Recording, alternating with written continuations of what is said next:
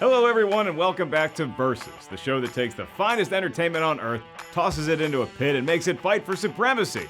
I'm your host, Mark Ellis, and while I am super attractive on camera, today's episode will be all about those geniuses who stand on the other side of the lens. Some call them shot callers, others refer to them as the folks that yell, action, but they're best known by the all-encompassing moniker, directors. That's right, it's a scintillating cinematic slugfest starring Scorsese and Spielberg. When you think directors, does anyone else come to mind before those two fellas? If you are Marty or Steven, and I feel fine calling them that because they're not here, but if they come on the set, I would instantly refer to them as doctor or maestro or father, whatever the hell they want. Anyway, M-Dog and Senor Spielbergo both refer to Brian De Palma as the filmmaker, but everyone else on Earth would probably list these two as the greatest of anyone who ever did that weird framing thing with their hands. I'm sure of that. Indeed. In one corner, you have Martin Scorsese, maker of gangster pictures, gritty boxing intensives, and a bunch of other stuff with Robert De Niro. In the other corner, it's Steven Spielberg, the helmer of alien movies, swashbuckling adventures, and a bunch of other stuff involving diabolical prehistoric animals. Your two competitors today are good pals. They've collabed on each other's projects from time to time, and both have been in the same room with George Lucas. You shouldn't use my name. But today, only one will emerge from the shark-infested waters of Versus and be honored as a made man. I hope it goes better for them than it did for Joe Pesci. You worry too much. Everything is beautiful. There's nothing to worry about. Here's how we'll determine a winner. Round 1, box office. Round 2, Tomatometer / audience score. Round 3, heroes. Round 4, villain. And then we'll do a wild card round that Steven Spielberg hopes will involve the use of giant boulders in film. I'm gonna continue to do things the way I think they should be done. Or maybe it'll favor which director does that hyper close-up zoom the best. Don't punch in on me. I don't want the audience to see how much makeup I actually use. It looks good from this distance, but you get any closer, you'll realize I look like Cesar Romero as the Joker. I'm funny how? I mean, funny like I'm a clown. I amuse you. Either one of these directors ever make a Batman? No, but Spielberg worked with a young Christian Bale on Empire of the Sun, and Scorsese did The Departed with Jack Nicholson, who once upon a time murdered Bruce Wayne's parents. Something maybe happened to him. But enough about comic book movies. It's high time for a duel between two of the goodest fellas that ever walked onto a movie set. Let's get it on. Or, I guess, action. Round 1, box office. Well, you saw what the first 4 rounds are, and so you're assuming that Mr. Blockbuster Steven Spielberg is going to win this box office round going away, and then Scorsese will probably take the Tomatometer round. Well, not so fast. You don't. I'm sorry, I will be showcasing my incredible delivery from time to time, just in case either star maker's watching this program. Come on, Marty, I can be your next Leo. Steven, do you need a younger Indiana Jones? Don't laugh! This ain't reality TV! I will allow Martin Scorsese to open the festivities here, just to see if he'll be any competition to the guy that made, Jurassic Park. There's no doubt our attractions will drive kids out of their minds. And lo and behold, Martin Scorsese, the auteur of auteurs, has some pretty big hits on his resume. How's $389 million sound? That's good for me. That was the worldwide total for The Wolf of Wall Street, and that stands as the hugest hit on Marty's resume so far. It's also his only picture to cross the $300 million mark, but Shutter Island got so close with a $299 million total haul. You know, I've built something valuable here, and valuable things have a way of being misunderstood in their own time. The Departed also got close with $289 million, and The Aviator flew past the $200 million line as well. And Hugo, an underrated Scorsese love letter to the history of film and giant clocks, made an impressive $180 million. Thank you. So the guy's made tons of bread for the studios, but curiously, it's his best-known works that struggled to even crack $50 million. Taxi Driver didn't, Raging Bull couldn't, I could have been a contender. and Goodfellas even came up short, but evened it out after, collecting the insurance money. All right. I know the rest. So for every hit like Casino, which did make over $100 million, you have The King of Comedy, which is excellent, but only grossed $2.5 million. That's barely enough to pay for Jerry Lewis's ransom. It's terrific. I'm having a blast recounting the hits from Marty, and I'm honestly impressed at how much dough his films have collect. Wait, what's that? You hear something? Uh-oh, I just saw my glass of water start rippling. Steven Spielberg doesn't want to be fed. Steven Spielberg wants to hunt. Must go faster. And boy, does he have his sights set on butts in seats at movie theaters. Martin Scorsese's total box office for all of his films worldwide is $2.15 billion. Jurassic Park made half that all by itself in 1993. The sequel added another $618 million, and after the over $400 million generated by a certain man-eating shark, we have matched the great Scorsese. Now this is fine art, and it's not all about commerce, but don't tell that to the fortune and glory hound named Indiana Jones. Dude has made 3.5 good movies to date. Drop dead. And those films have totaled over $1.9 billion worldwide. Ready Player One made $579 million, mostly thanks to Van Halen's Jump playing in the opening sequence. World of Worlds did $606 million, and it feels like I'm missing an alien movie here. Can you say E.T.? Oh, right, everyone's favorite beer-chugging extraterrestrial, the cleverly named E.T. As an extraterrestrial. That slimy botanist generated a shade under $800 million back in 1982. And can we all now admit that he might have been a spy for the War of the Worlds folk that come on down here to turn us into intestinal spaghetti? Give me a break. Speaking of spies, Bridge of Spies, Catch Me If You Can, The Terminal, and Saving Private Ryan all-star Tom Hanks, who himself enjoys crushing at the Cineplex, and they combined for almost $1.5 billion all by themselves. Well, of course, when you put it that way. It appears Marty's about to say uncle in this round, but for funsies, let's see how the averages stack up. I will not get drawn into another financial debate with you. Scorsese films average $94 million per flick worldwide, which is impressive when you think about his smaller films that barely saw a movie theater before they were turned into Oscar screeners. But Steven reigns supreme here as well, earning an average of $330 million every time one of his films is released by a very happy studio. No wonder that guy keeps getting work. Fortune and glory, kid. Fortune and glory. It's an easy round one win for Spielberg, but Scorsese showed me some fight in a phase no one expected him to compete in. He'll need to gather all of his inner Jake LaMotta strength to get a win today, and his fortunes may be looking up as we head to round two, Tomatometer / audience score. Oh, that's a downright cocky Marty strolling into this round. The glasses are on, the eyebrows are bushy, and he has every right to feel confident. This round is won by whichever filmmaker wooed the critics and hit it big with audiences. That audience score is something I'm very curious to investigate because Spielberg is known for his big crowd pleasers, but Scorsese has made some of the most endlessly rewatchable films this side of Shawshank. Yeah, maybe. But first, we roll out the red carpet for the critics on the Tomatometer. Don't you threaten me! Martin lives up to his reputation here, as he has 10 films that earned a 90% or above in the Veggie Patch, 11 if you include his wonderful 2019 Bob Dylan documentary. I will certainly count The Last Waltz, the film that followed The Band and is still the standard bearer for music docs. What band was it? The Band. Who's on first? What's on second? The name of the band is The Band. That's not funny. That was great. Anyway, that's at 98%. The Irishman is 95%, Raging Bull 94%, and the trio of Mean Streets, Taxi Driver, God, this guy makes good movies, and Goodfellas are all fresh at 96%. Movies like The Aviator and The Age of Innocence are most good in the 80% range. Movies like The Wolf of Wall Street and Casino are in the 70s, and The Experience, known as Shutter Island, is at 68%. Which begs the question, does this guy have any rotten movies on his entire resume? Yep. One. I never ask my clients to judge me on my winners. I ask them to judge me on my losers because I have so few. One movie. Do you want to guess? It involves a certain city. Twice. New York, New York. It's the black sheep of this crew, but it still competes with a 58%. This guy's really good with the camera, especially when that camera is inside a prison filming mobsters cook a classic Italian feast. Who wants Olive Garden? He's out of his mind. Steven Spielberg is very impressed with his pal, I'm sure, but he's not exactly shaking in his boots. He also has 10 fresh films that surpass 90%, 11 if you count West Side Story. We should, but as of this taping, it's still being reviewed. I think the kids are going to like it, though.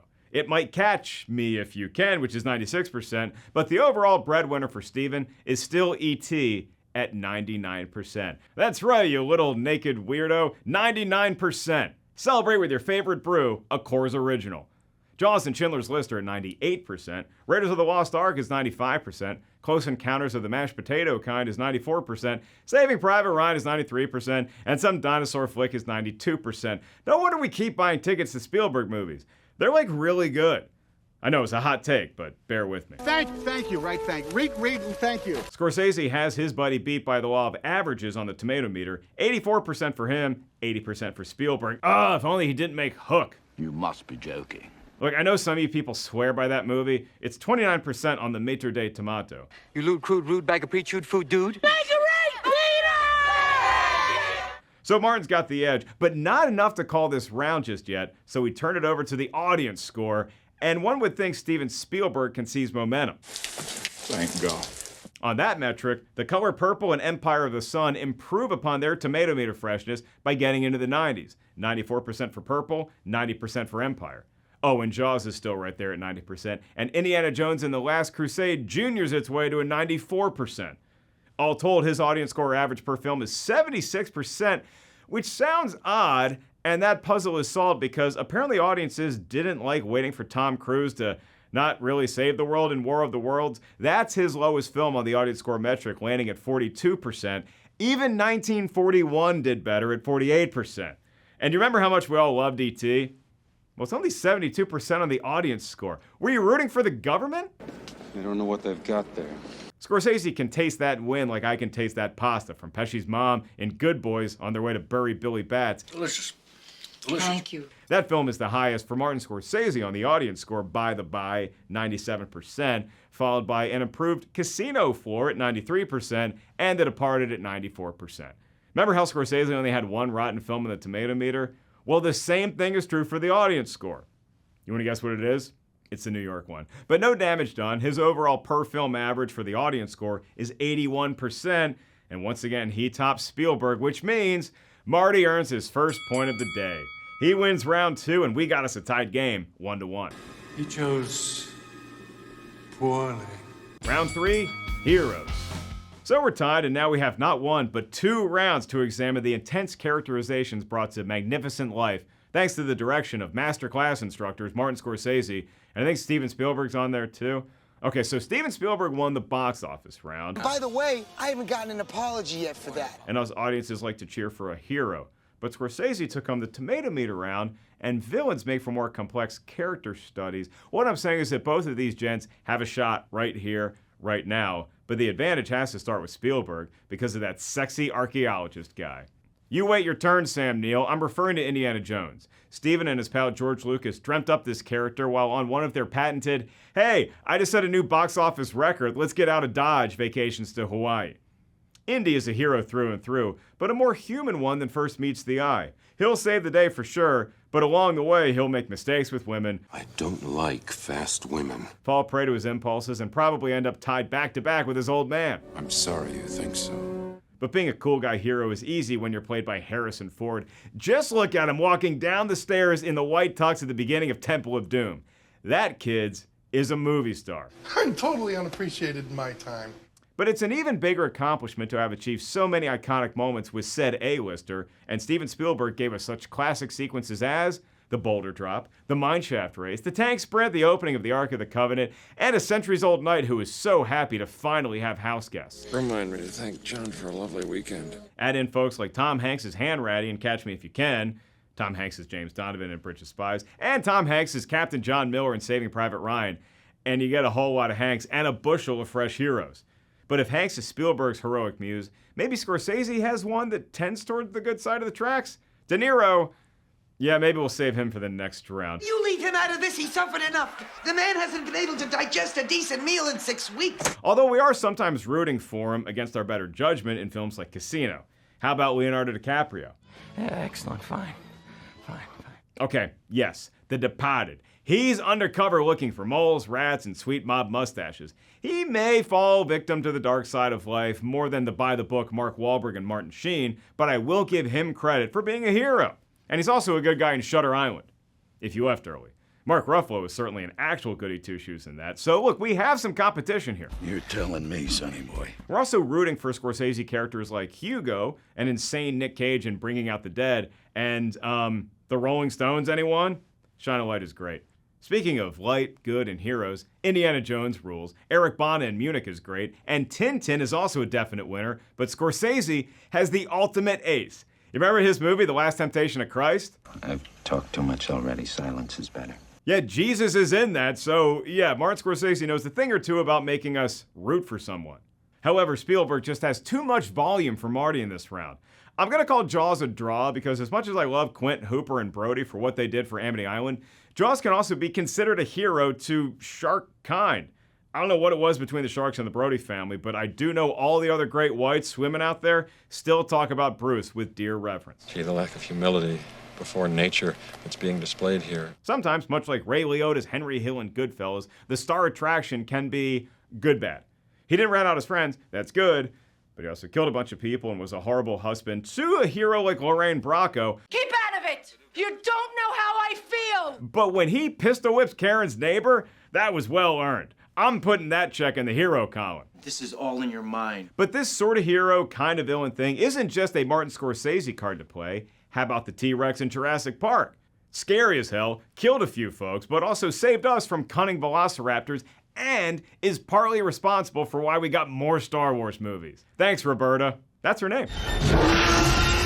I could go on and on about the fantastical heroes Spielberg has given us, like the BFG or Peter Pan, but I can also focus on more real, important films like Schindler's List, and also folks like Sink, Jamon Hunsoon's character in Amistad, or Sally, played by Whoopi Goldberg in The Color Purple. I want to say Steven Spielberg discovered Whoopi during one of her sets in the belly room of the world-famous Comedy Store. I'll be downstairs in the original room later on tonight. You're making a big spectacle of yourself. So this round might have been slightly weighted towards a filmmaker like Steven Spielberg, so much so that I might put his non-human heroes up against Scorsese's entire catalog. Warhorse, E.T., one of the cars from Duel, the list could go on and on in this round.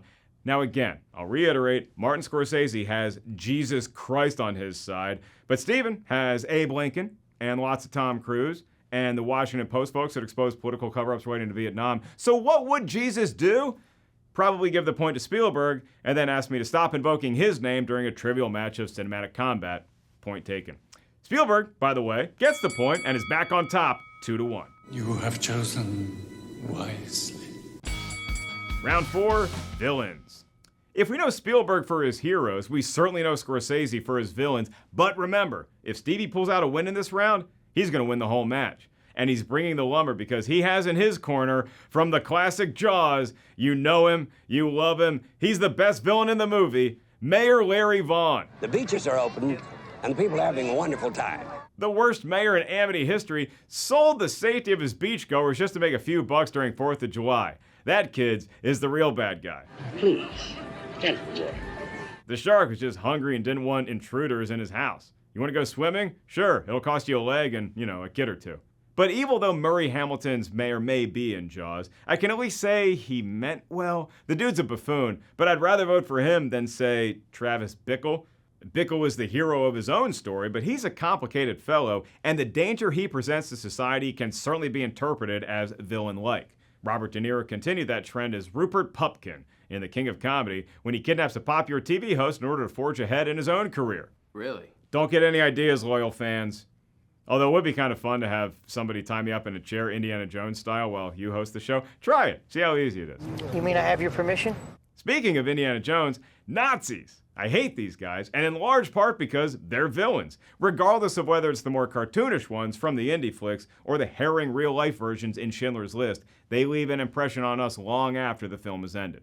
As for Mr. De Niro, he'd go on to star in Goodfellas, Casino, and The Irishman as a mobster type. We follow his storylines, we can easily fall into the trap of rooting for him, but it's because that trap is so well concealed. We want to be one of the cool kids, and for all their illegal activities like painting houses, folks like De Niro and Joe Pesci seem to have so much fun doing it, it's intoxicating for the audience. Don't make me be a bad guy, come on. But in case you had any questions as to whether Bobby could play a straight-up baddie in a Martin Scorsese film, might I introduce you to Max from Cape Fear? He's awful no matter what the circumstance, biting appendages off, impersonating a teacher, and he commits the worst crime of all, smoking a cigar in a movie theater. Trivia time. In that famous scene where Max is laughing maniacally in the back of the theater, what movie is everyone watching? You guessed it, Problem Child, which is currently 0% on the Tomatometer. When we take a gander over at Steven Spielberg's resume, we do see a fair amount of scary creatures, aliens, and fish, but are they straight up villains? Or are they maybe just a reflection of humanity's own foibles? Again, we went into the shark's house and paid for it. And we created the dinosaurs in Jurassic Park, so what did we expect? Them to not dinosaur? Maybe mankind is the real villain of Steven Spielberg's films. Oh, there it is. And yes, I use the term mankind as all-encompassing, but let's be real. It's usually men that are doing this crap. On behalf of all of us, I'm sorry, ladies, we do not deserve you. But Dr. Elsa Schneider is a Nazi, so, you know. Is that what you think of me? Rudolph Abel and Frank Abagnale are two great examples of how Spielberg, like Scorsese, can make multifaceted villains that are intriguing. We're enamored with Mark Rylance's Oscar-winning turn as Soviet spy Abel, and we straight up root for DiCaprio's Abagnale as he charmingly lies his way around the world. But Martin Scorsese has built an entire career as an expert storyteller that focuses on the dark nature of humanity. It's a chicken-egg conundrum as to whether the mean streets of a metropolis like New York create these monsters, or if it's the evil underbelly of the human condition that makes city life so gritty. Regardless of whether it's Jack Nicholson in The Departed, Daniel Day-Lewis in Gangs of New York, or anyone in The Irishman, they're all interesting character studies, and their three-dimensional nature makes them so relatable that we find ourselves invested in their stories, even as we know they'll eventually get a comeuppance. Spielberg has some all-time great baddies to his credit, but no one zooms in on what makes a villain tick like Scorsese. He gets the win in round 4, and lo and behold, we're tied going into the final round. For the life of me, I can't figure out why. It's time for the wild card round, Legacy. To be fair, both Marty and Steven have nothing to worry about when it comes to their lasting imprint on cinema. They both changed the game and furthered the art time and time again. They could make nothing but problem child sequels for the next 2 decades, and we'd still hail them as possibly the 2 best directors to ever pick up a camera. But what is their lasting legacy?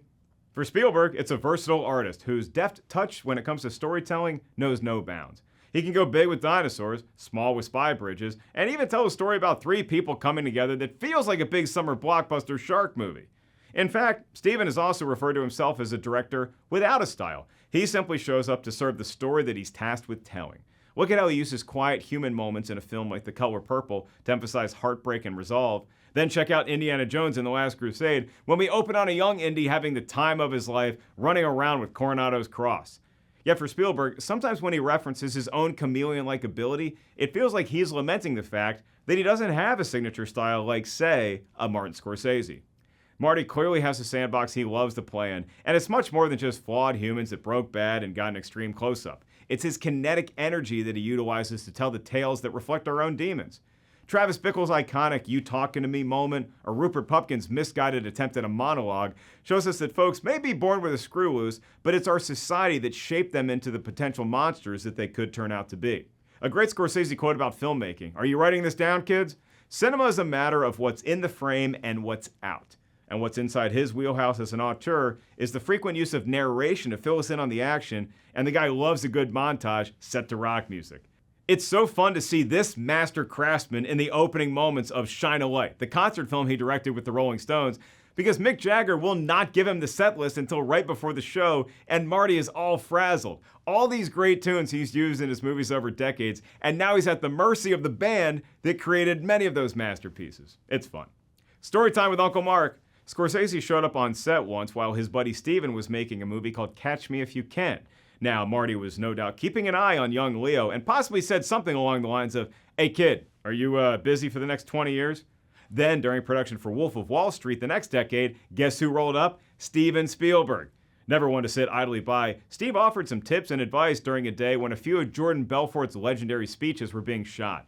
Can you imagine being DiCaprio? You do a take, you go to get notes, and then you see Scorsese and Spielberg sitting together? That's chest-pounding stuff. As in McConaughey. Look, you're getting something at least good and probably great with either one of these fellas. So how do you choose? Do you go with the film buff whose Hugo is so well made that it stands as a fun family adventure and an amazingly detailed retelling of the very origins of talking pictures? Or do you take the guy who's made multiple films in every section of blockbuster video that still exists in Bend, Oregon?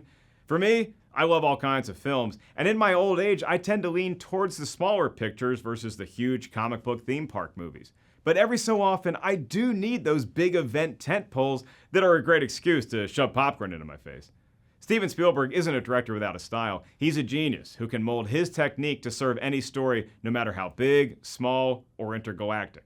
I've probably rewatched Scorsese movies more than any other film catalog not named Star Wars, but for pure versatility, enthusiasm, and panache, I'm giving the win here to Mr. Steven Spielberg.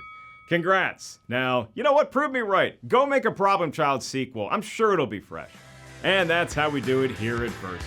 They always start out fun, they're celebrations, we're talking about high art, and then I get stressed and have to make a decision that you, the home viewer, will probably make me think twice about. I took Steven over Martin today. I also love Steve Martin. But now it's your turn, my friends. Vote with your social media handle and hit me up at Mark Ellis Live with your take. Thanks for watching this edition of Versus. And speaking of directors, this was directed by the great Val. Give her a hand, everyone. And it starred me, who I'm told is the Harrison Ford of... No, I'm not. All right, since Spielberg won, I'll close up shop here with one of the more memorable lines from Jurassic Park. This is Versus. I'm Mark Ellis, and thanks for holding on to my butt. That doesn't... Oh, okay, I got it. Thanks for watching Versus. I'm Mark Ellis, and this has been one big pile of... No, it's not the ticket. You know what? Screw it. I'm Mark Ellis, and as far back as I can remember, I always wanted to be a gangster.